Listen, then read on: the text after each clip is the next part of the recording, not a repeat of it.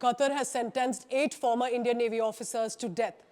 External Affairs Minister Dr. S. Jaishankar on Monday morning met with the families and stressed that the government attaches highest importance to the case and shares their pain too, and that the government will continue to make all efforts to secure their release. So what are the exact charges? Nobody knows. Qatar has never given out a public disclosure on this case, nothing at all. Through diplomatic sources, what is known in the public domain is that 8 Indians are sentenced to death for allegedly spying for Israel. These are 8 former Navy officials. Some of them are decorated Indian Navy officers. All are employees of Doha-based Dehra Global. They were taken into custody in 2022. The charges against them not been made public. Details of the trial not made public. The interesting bit here is that the men were working for a defense service provider organization owned by a retired member of the Royal Omani Air Force. The owner of the firm was also arrested along with these men, but he was released later. But these Indians were sentenced to death. 7 दिसंबर 2022 को मैंने लोकसभा में ये मामला उठाया था। तब तक 120 दिन ये 8 सेवानिवृत्त जो नौसेना के बहुत ही उच्च अधिकारी हैं, उनको सॉलिटरी कन्फाइनमेंट में 120 दिन के लिए रखा गया था। मेरे उस 0R के इंटरवेंशन का जवाब डॉक्टर जयशंकर ने एक खत के माध्यम से दिया 26 दिसंबर को, जिसमें उन्होंने ब्यौरा दिया कि भारत सरकार क्या कर रही है। I can only assure him we have been seized of the matter. Our ambassador, senior officials have been in continuous touch with the Qatari government on this.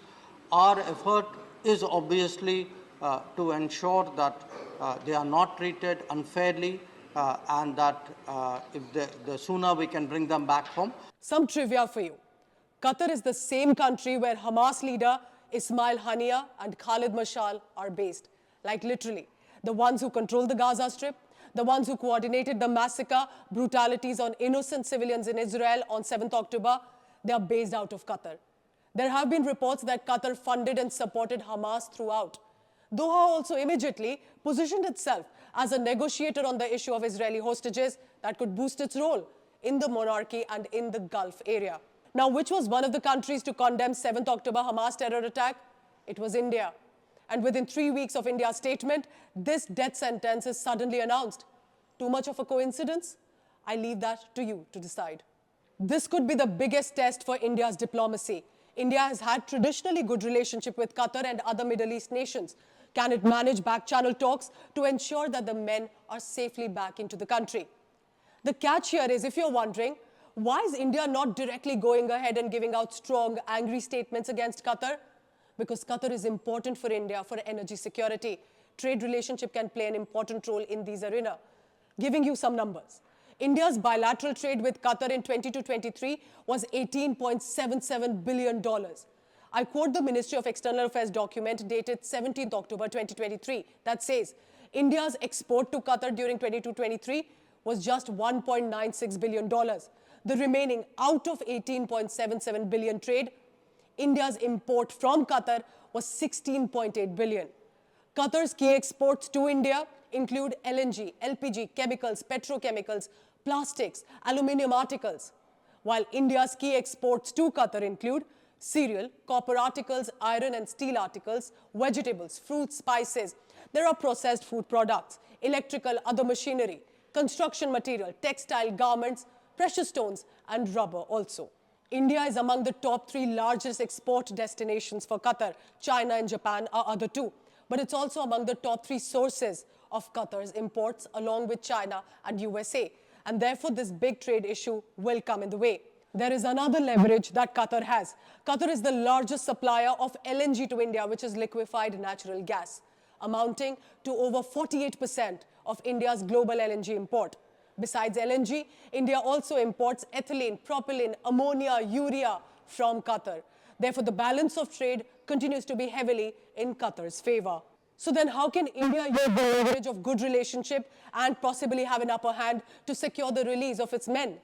According to Qatar Chamber of Commerce and Industry, there are prominent Indian business companies investing in Qatar. Over 15,000 big and small Indian companies. Those are pursuing collaborations in various sectors like infrastructure, communications, information technology, and energy. About $450 million in Qatar are being invested by Indian companies, according to a statement by Qatar Financial Center. Now, about the cultural relationship too.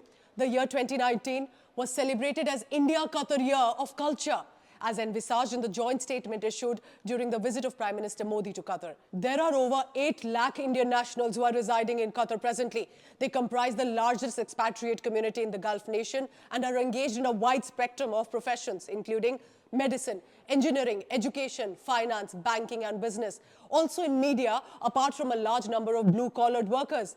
They are highly regarded for their honesty, hard work, qualifications, and contribution to the development and progress of Qatar.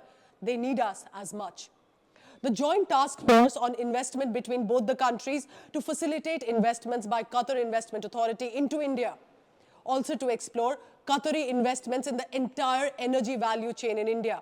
Major Qatari investments in India since 2019 were in telecom, energy, and small media groups too that work in India.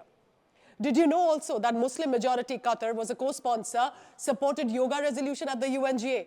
It was adopted unanimously with a record 177 co-sponsors, declaring 21st June as the International Day of Yoga. A commemorative stamp to mark the occasion was released by Qatar Post in 2015. It has also allowed the practice of Ayurveda medicine. And this is where India can come in. But all of this can get complicated too, because Qatar is known to host not just Hamas, but also Taliban, which is controlling Afghanistan presently. Qatari Prime Minister met the Taliban this year.